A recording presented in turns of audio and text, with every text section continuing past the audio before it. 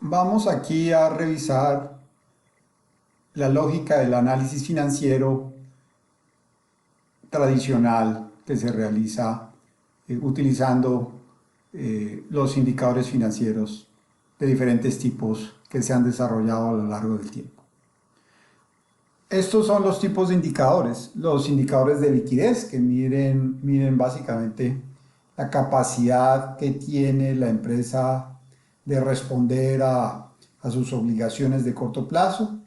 Las rotaciones son algo similar, pero tienen que ver con la velocidad a la que se pagan las cuentas o la velocidad con la que pagan los clientes, qué tan rápidamente rota el inventario.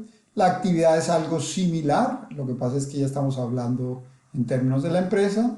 Pues los indicadores de endeudamiento claramente tienen que ver con el nivel de deuda de la empresa y las rentabilidades también. Hay algunos otros que, si es del caso, los miraremos más adelante. Empecemos con los de liquidez. Como mencionaba, la liquidez, digamos, el análisis de liquidez es la capacidad de pago de las empresas, de las obligaciones corrientes de la empresa. Hay dos tipos de indicadores. La razón corriente, que es básicamente dividir el activo corriente sobre el pasivo corriente, que es como la capacidad de cubrir los pasivos corrientes. Mientras que la prueba ácida es una transformación de esta razón corriente, básicamente restándole el inventario, que es el activo menos líquido, para ver qué tanto puede responder la compañía frente al pasivo corriente. Por supuesto, a mayor valor de esta razón corriente o de la prueba ácida, digamos, más segura es la operación de la empresa, a pesar de que esta razón corriente si es demasiado alto, esta prueba ácida demasiado alta, implica que hay una inversión muy alta por parte de la empresa en términos de activos.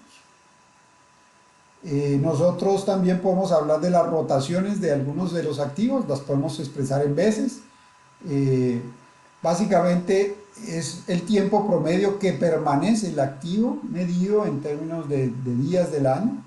Este puede medirse en veces X, o sea, básicamente cuántas veces caben las ventas o el costo de los bienes vendidos entre el inventario o la cuenta por cobrar o la cuenta del activo particular que estemos interesados, en porcentaje, que es básicamente el inverso de esto.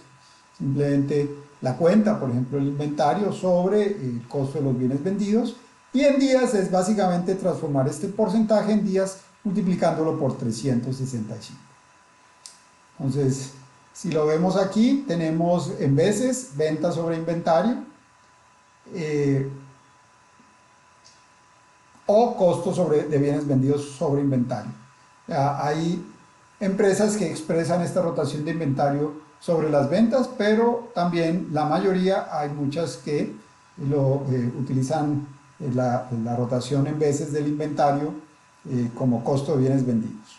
También se puede hablar de las rotaciones de las cuentas por cobrar, que puede ser ventas sobre cuentas por cobrar,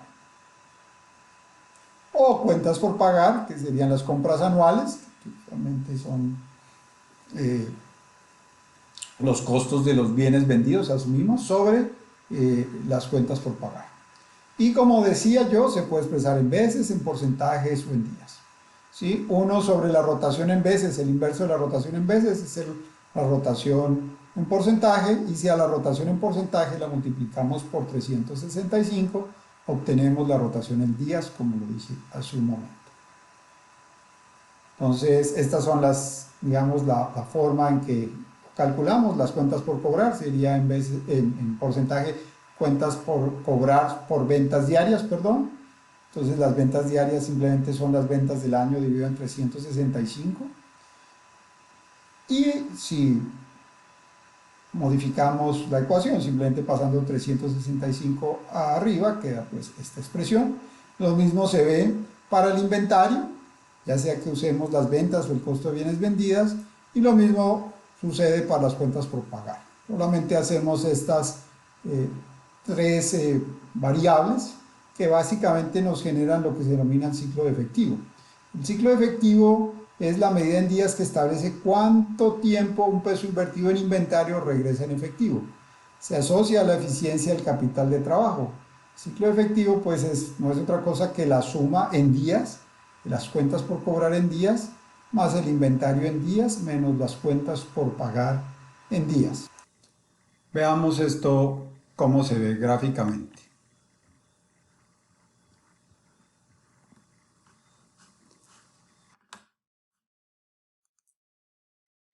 Asumamos que tenemos un peso que vamos a invertir en inventario.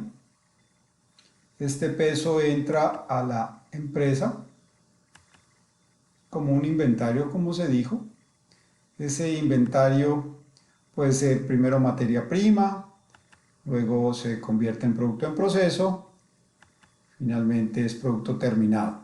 La suma de esos tiempos o días es lo que se conoce como los días de inventario.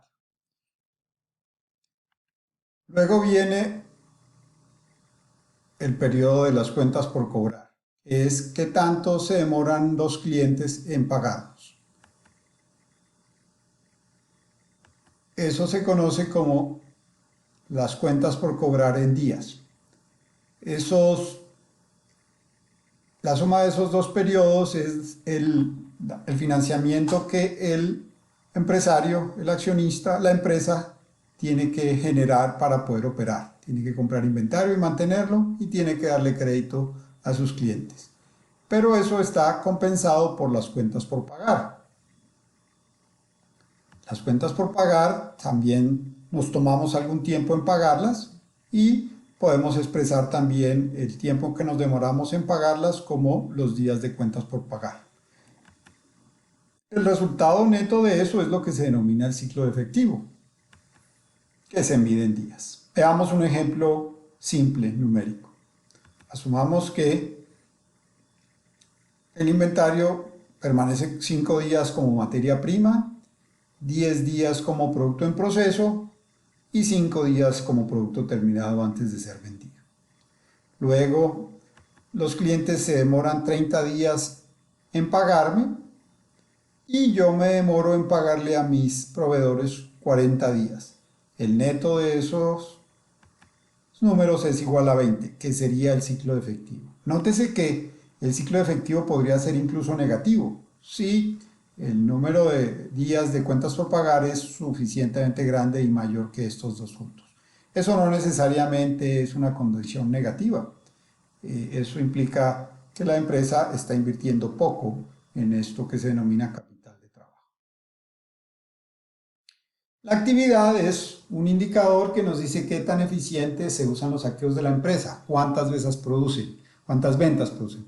La rotación de activos fijos es básicamente las ventas sobre los activos fijos netos y la más común es la rotación de activos totales, que se mide en veces, como vemos aquí, que es ventas sobre activos totales. A mayor valor, a mayores ventas con respecto a los activos totales, pues mayor rotación será. Seremos más eficientes.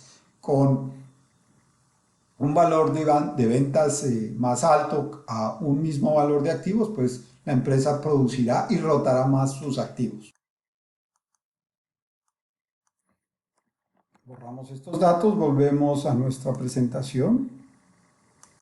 Tenemos aquí ya estos resultados que habíamos empezado a calcular previamente, lo volveremos a hacer. Aquí tenemos pues en el lado de la liquidez el capital de trabajo, la prueba ácida, la posición de caja, ya descritas previamente. El capital de trabajo es una cifra que usualmente se presenta en los estados financieros, es simplemente la resta entre el activo corriente y el pasivo corriente.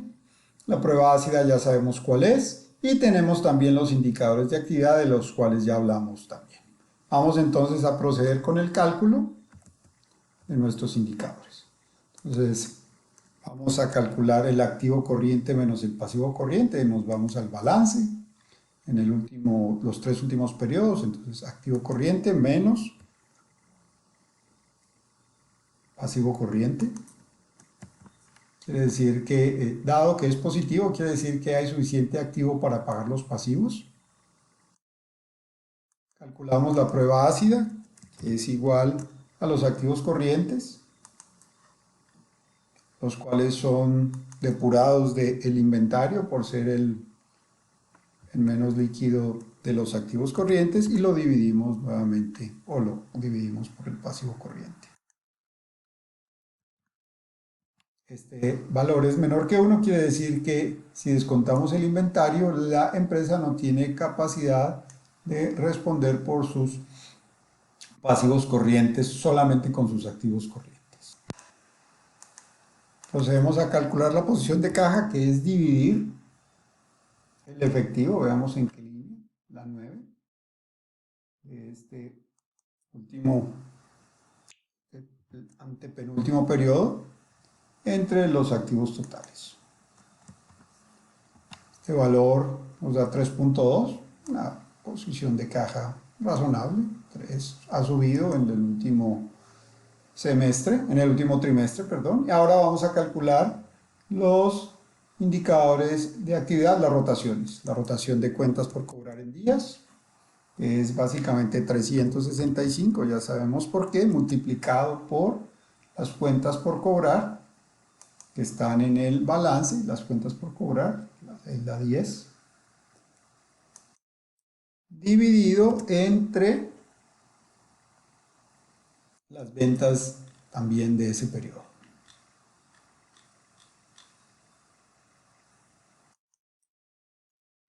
Nos da un valor de 157 días.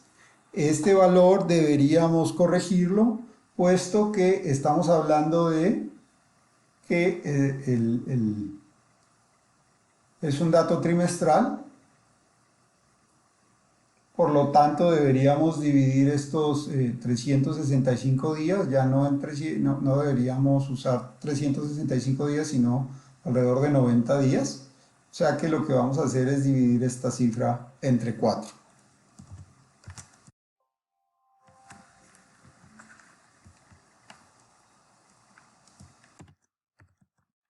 La 3942, esa ya es una cifra correcta. La anterior estaba asumiendo que las ventas eran anuales, pero ahora estamos hablando de ventas trimestrales. Copiamos este valor hasta acá. Hacemos la misma cifra con el inventario. Sería 365 dividido entre 4, alrededor de 91 días. 365 dividido entre 4, multiplicado por el inventario, dividido por lo más cercano al costo de los bienes vendidos, que es el egreso, que es este dato de acá. Puesto que está negativo, le pongo un signo negativo para que tenga sentido. Pues nos da 4707. Hacemos el cálculo análogo para las cuentas por cobrar. Primero multiplicamos dividimos 365 entre 4 para considerar que es un trimestre, o sea 90 días más o menos, y lo multiplicamos ya por las cuentas por pagar que tenemos en el balance. Vamos a buscarlas, estas son las cuentas por pagar, dividido nuevamente por los egresos de ese periodo, dado que están restando allí con un signo negativo, le ponemos un valor negativo para que tengan sentido. Ya tenemos las cuentas de rotación de las cuentas por cobrar, los inventarios y las cuentas por pagar, por lo que ya puedo estimar el ciclo efectivo de Nutresa al sumar las cuentas por cobrar en días a los inventarios y restarle las cuentas por pagar. Ya obtenemos que está alrededor de 39 días, un mes, y el ciclo parece irse deteriorando un poquito, de 39 a 50. Nos queda faltando el cálculo de la rotación de los activos totales, que no es otra cosa que las ventas. Estas ventas son trimestrales, por lo que las multiplico por 4 para que tenga sentido y las dividimos entre los activos totales. Y tenemos por 4, perdón, tenemos datos mal y ya los dividimos, los copiamos. y encontramos que es bastante estable y con esto hemos terminado esta parte.